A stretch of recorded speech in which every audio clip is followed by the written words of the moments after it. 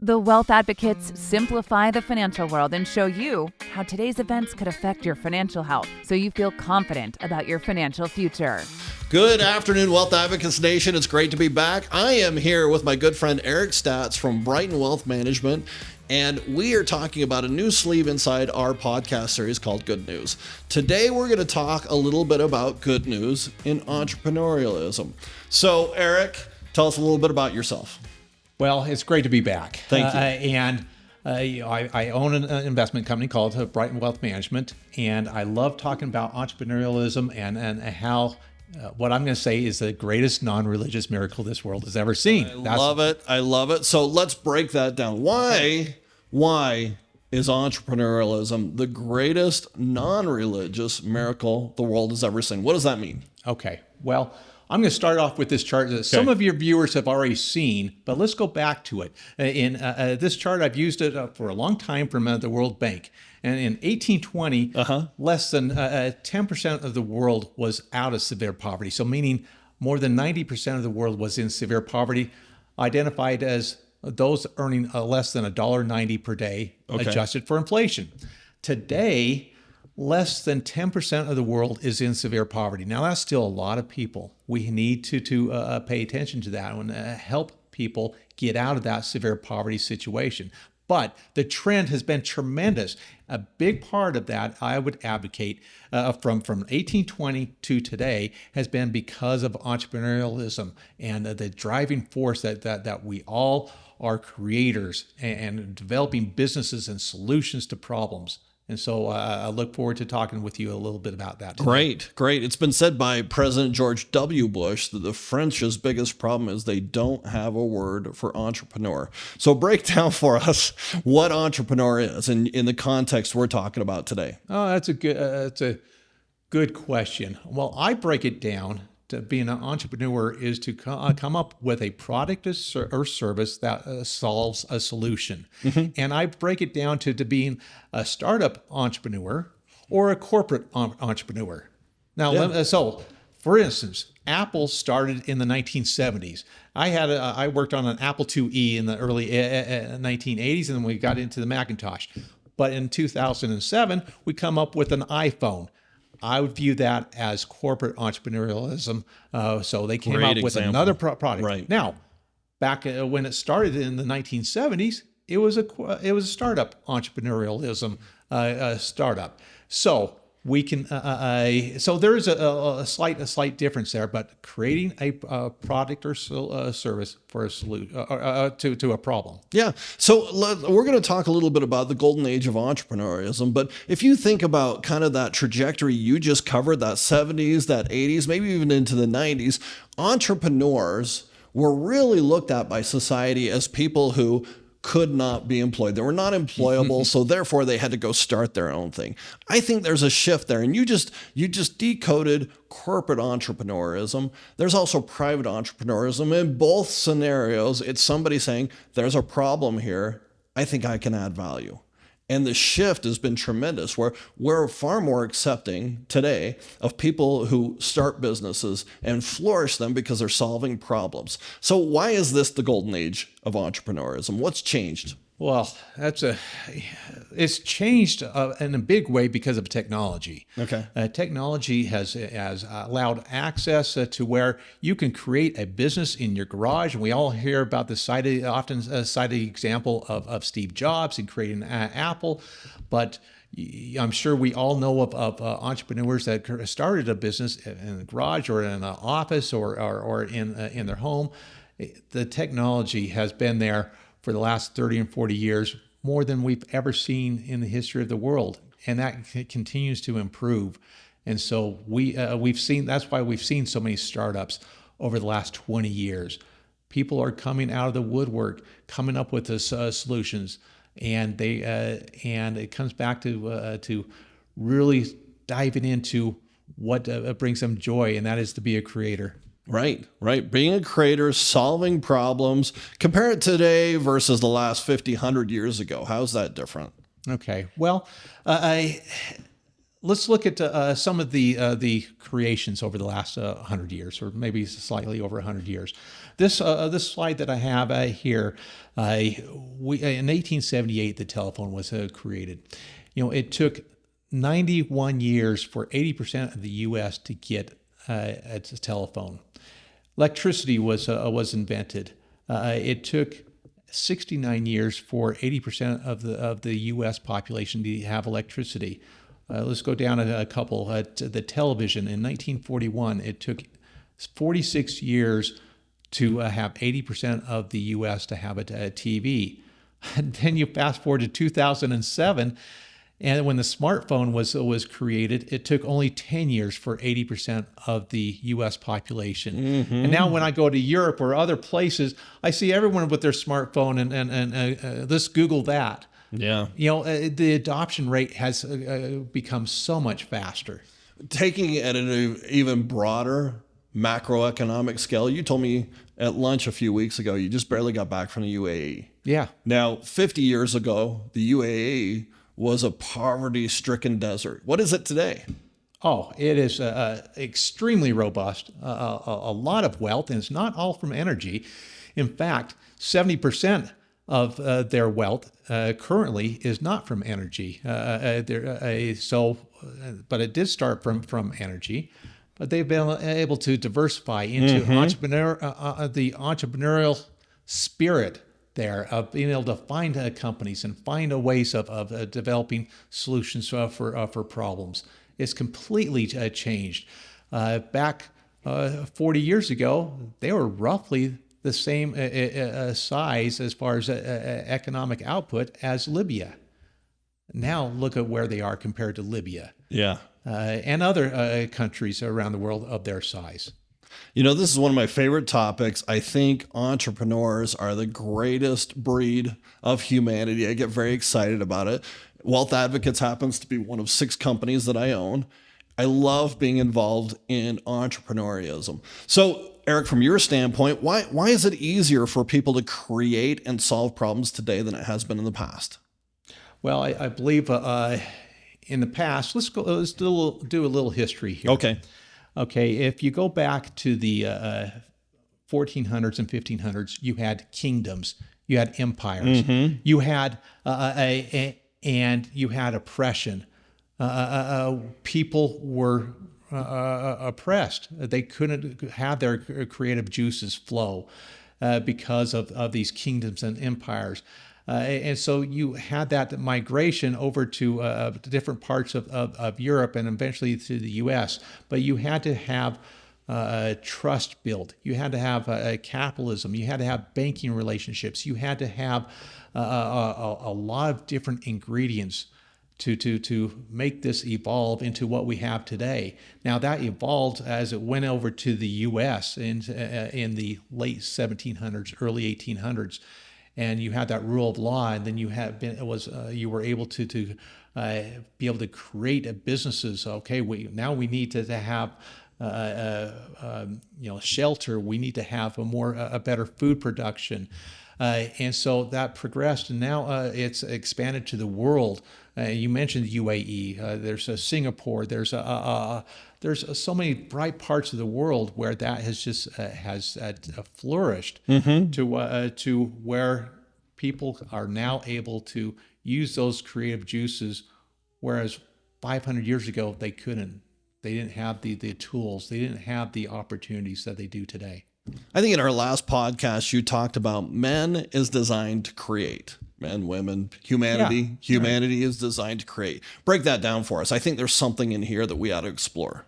Well, definitely. Whether you're religious or not religious, studies show that you find joy in creating.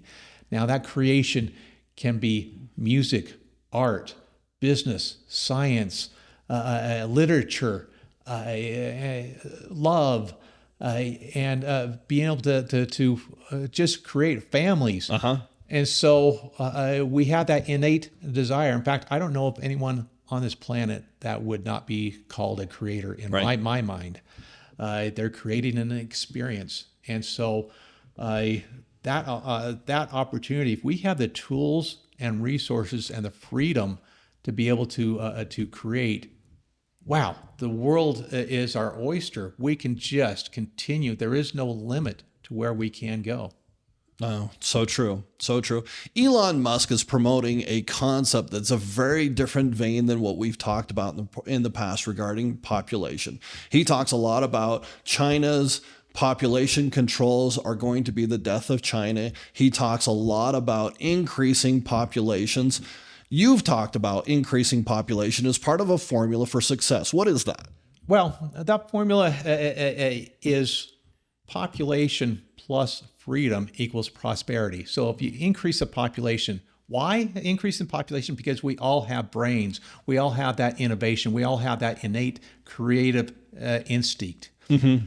Freedom, we need to have the freedom to be able to utilize that creative juice. And then that will increase prosperity. So I remember back in the 1990s having a demographer come to a seminar that I was hosting, and his name's Harry Dent, and he talked about he talked about how China would be in a world of hurt. Now they've made some changes, but they would be in a world of hurt if they don't make many changes here. And so Elon Musk is talking about that. We need to have a population. We need to have that intellect, that intelligence to be able to recombine atoms to make solutions to problems. That's why I'm so excited about AI, and we can talk about that a little bit later here. But that's I'm very optimistic about where things can go. So increased population, increased freedom. Those are big deals right now. Right. So let's get back to entrepreneurialism. You and I have been friends for a really long time. I know you've been successful in a lot of your own entrepreneurial ventures. Let's marry that concept with capital. How important is capital to entrepreneurism? Yeah. Well, to be successful, you need to have obviously a product or service that is very effective. You need to have a marketing strategy that translates into sales, and then you need to have capital to execute. Deploy, yep. Okay, and so centers of capital have been historically London, New York, now Singapore, Hong Kong. Now I would put the UAE in there. So you have to have that capital to really execute on your plan. So a few years ago, my wife and I had a plan to create a company called Flex Fleet Rental. Okay. I thought, well, I need to have $100 million to start up this company. Holy cow. Now, usually you don't have to have that much money to start up a company. But Amazon was started with less. Well, yeah. But I needed to have this because it was all vehicle related, and I wanted to buy several thousand vehicles at once to serve the country coast to coast. So within 6 months of creating the company, we were able to do that coast to coast. Wow. But I raised $100 million of debt and equity. That made it easier for me to execute my plan, and now that company has sold twice in the last 10 years. So money provides the freedom to be able to do that. Now, I talked about London and New York and other places. They were you have to have the creation of law in those areas that allow you and I to trust each other, to allow different parties to trust each other. Capitalism only succeeds if there's trust, and so we have to have that capital and the rules of law and the right atmosphere, the right environment to be able to have that trust with one another. Love it. I love it. Okay, so talk to us about companies that you see that are innovating right now. Where is that going? Okay, let's talk about some of them in the past and then where we're going in the future. Yeah. Now, what I'm showing right here, we all have them, these smartphones, whether it's an Android or iPhone. You look at this one smartphone. It has taken over many of the industries or other products, such as the flashlight, the camera, the clock, the radio. My 1980s Walkman that I loved to listen to Led Zeppelin. Now you can get that all on the iPhone. What an invention here! Now back well before my time, but everyone talked about in the, I think it was the 50s or so, maybe 40s, the Dick Tracy watch, where you can have communication throughout the world. Look at Starlink, what Elon Musk has let's done. talk about that one for a second. Okay. I mean, in all these examples, you talk about people who found an innovative way to solve a problem. During COVID, my family bought a 100-year-old cabin and restored it. That's what we did with our kids to kind of keep them occupied when school was out. Well, it's up Logan Canyon. It's 100 years old. There's no communications up Logan Canyon at all. There's not even cell phone. You get to First Dam, between that and Bear Lake, maybe even Beaver Mountain.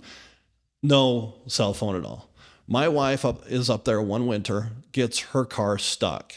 She has to walk down and hitchhike out of the cabin. Now, how bad do you want a beautiful, young, blonde hitchhiking out of the canyon? Sounds like a recipe for disaster. I racked my brain. What can we do? Starlink was the solution. Starlink gives us cell coverage where there's nothing. It's the greatest thing in the world. Right. You can have solved the problem, a real problem for me. Yeah, I was an analyst in telephony. It was back in the 1990s. Yeah.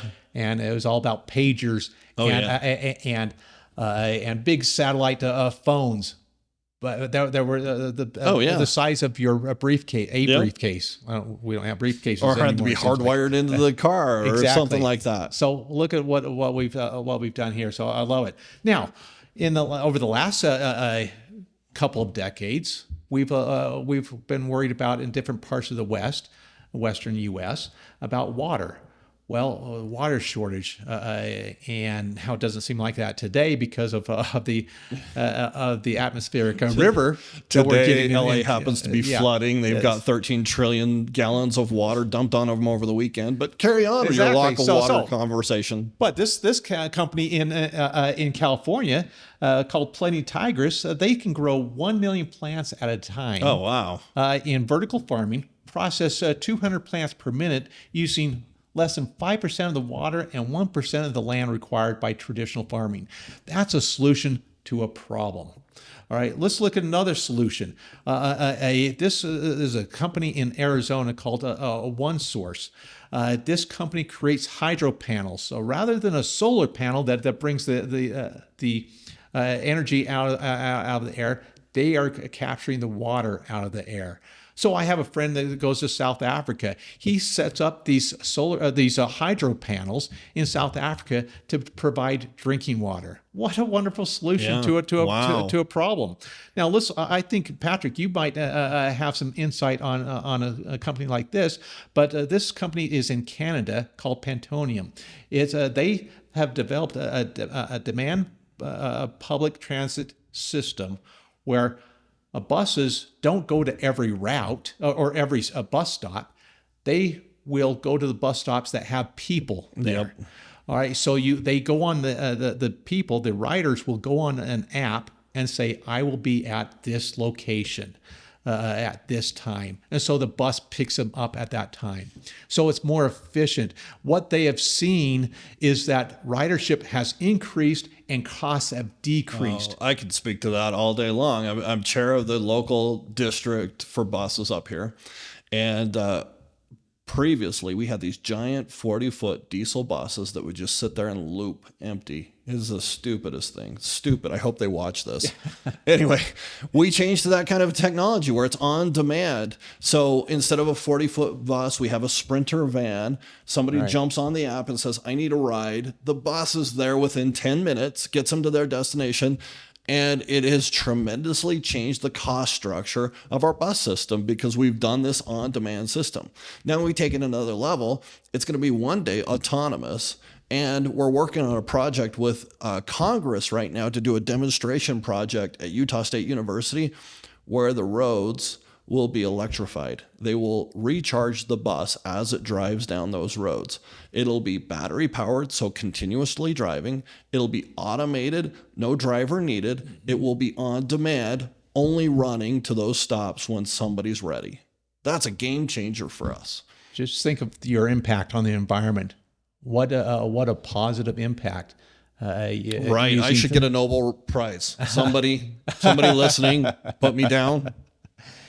You know, a lot of these solutions, and a lot of them are environment related.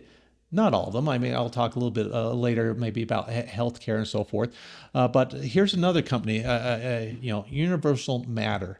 They have developed a process of creating graphene, and you can research graphene, but graphene is an extremely strong, efficient product that provides a multitude of benefits to it.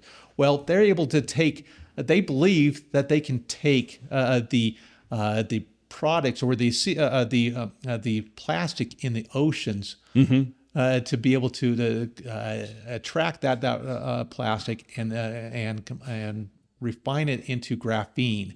Now, they estimate that there's enough plastic in the ocean the size of Texas if you put everything together. Yeah. And what a solution if that can really happen. They're also doing it on other products as well, as far as going into landfills and finding a way to create graphene out of the waste material that they find there.